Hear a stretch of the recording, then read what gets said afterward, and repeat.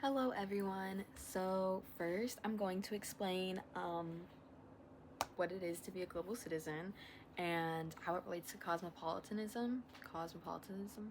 Yeah. So basically cosmopolitanism is that all humans have equal worth regardless of nationality, and I think that that's like really important because oftentimes especially like in my major, I'm a global studies major, we talk about like why is this important, and it kind of just relates back to like it doesn't have to affect you for it to be important.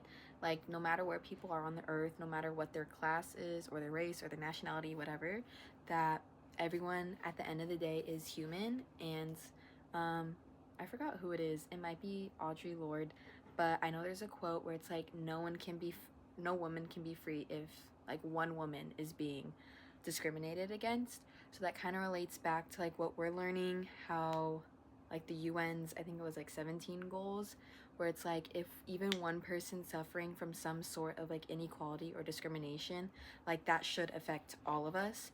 And like discrimination and inequalities won't end until we get rid of all of it, like all together on all levels, like big or small. um so yeah.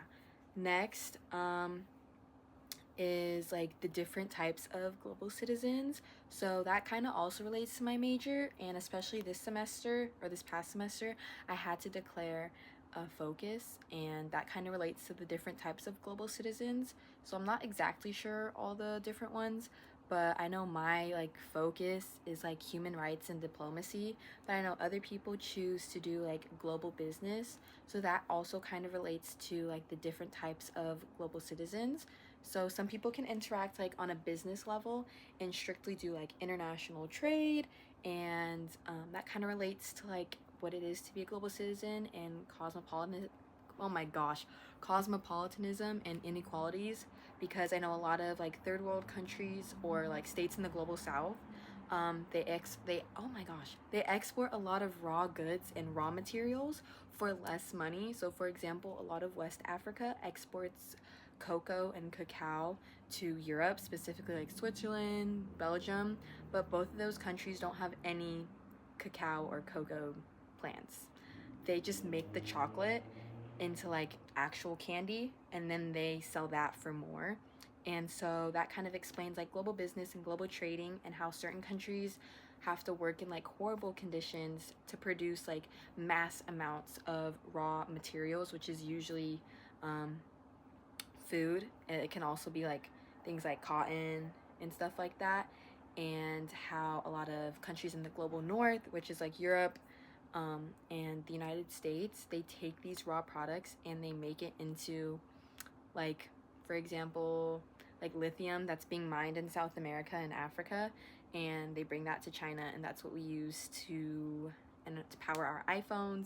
I know a lot of lithium is used in batteries for electric vehicles, and so we get to benefit off of that, while there's other people um, who are working every day like just to make a living in horrible conditions, who don't have like proper workplace environments. So that relates to global business, but it can also be flipped where like my focus, I guess you would call it, comes in with like diplomacy and human rights, which mainly focuses in negotiating and ensuring that people who are working to like make simple things like this iPad I'm recording on, make sure that the people who are supplying these things have safe workplace environments and have safe, just like basic living conditions and a livable wage.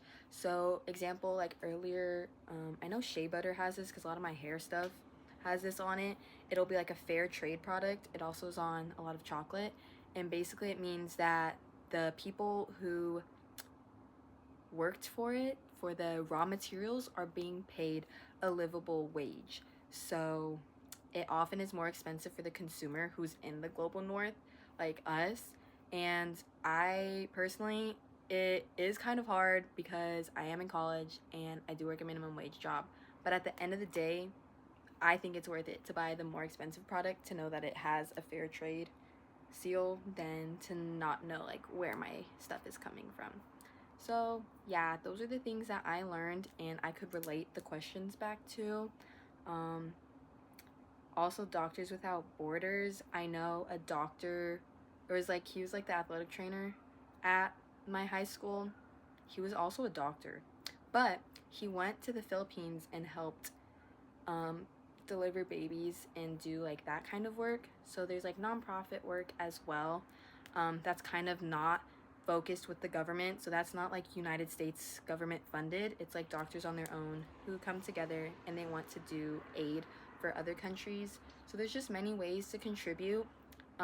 Even if you're not like into like global studies or like poli sci, you can still help become or focus towards a global, oh my gosh, focus on being a global citizen by using your money as power, like I said earlier, like buying products that have fair trade on it, or like buying products that focus towards sustainability.